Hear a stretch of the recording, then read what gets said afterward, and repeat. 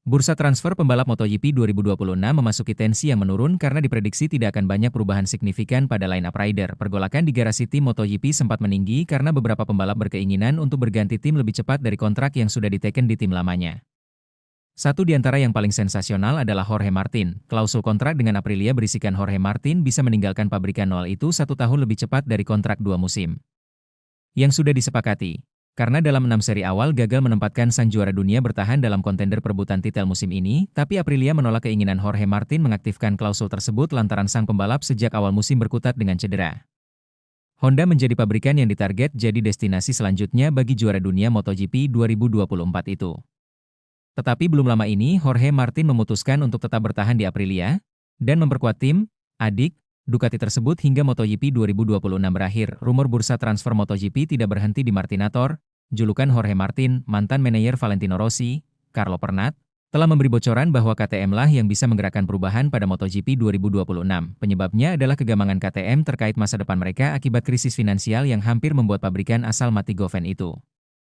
Pilot, setelah restrukturasi yang berhasil, masa depan KTM di MotoGP menyisakan tanda tanya karena kondisi perusahaan yang belum pulih sepenuhnya. Hanya ketika kita memahami masa depan KTM, kita baru bisa benar-benar berbicara tentang bursanya, ucap Pernat dikutip dari laman Mowak.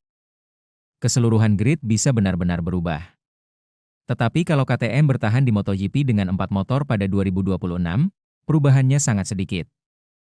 Di sisi lain, seperti kelihatannya, KTM bertahan dengan 2 motor dan Tech 3 berakhir dengan Honda. Bursanya akan menjadi tarian yang besar dari kursi, pembalap, dan personel tim. Kerjasama dengan Tech 3 memerlukan biaya bagi KTM, apalagi KTM juga menanggung kontrak 2 pembalap Tech 3 yang tidak murah karena status juara dunia dan pemenang lomba MotoGP yaitu Maverick Vinales dan Enea Bastianini. Bastianini santer disebut telah mengambil ancang-ancang untuk hengkang.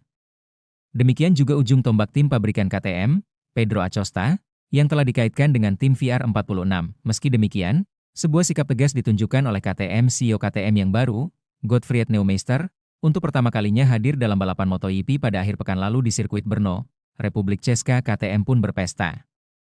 Meski bukan kemenangan, mereka meraih podium 2 kali dalam balapan sprint dan Grand Prix. Acosta dan Bastianini secara berurutan finish kedua dan ketiga di sprint.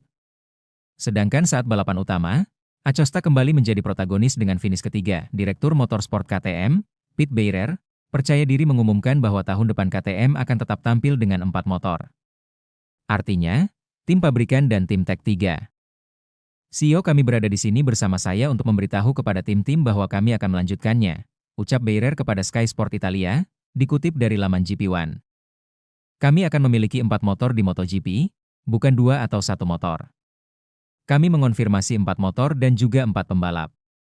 Hasil podium di Brno menjadi bahan bakar ekstra bagi KTM untuk bangkit. Mereka sadar bahwa diperlukan juga dukungan ekstra bagi para pembalap mereka yang sudah terbiasa bersaing di depan. Sementara soal musim 2027 dan kedepannya, biasanya pabrikan menekan komitmen selama 5 musim. KTM belum memberi kabar lebih lanjut. Download Tribun X sekarang, menghadirkan lokal menjadi Indonesia.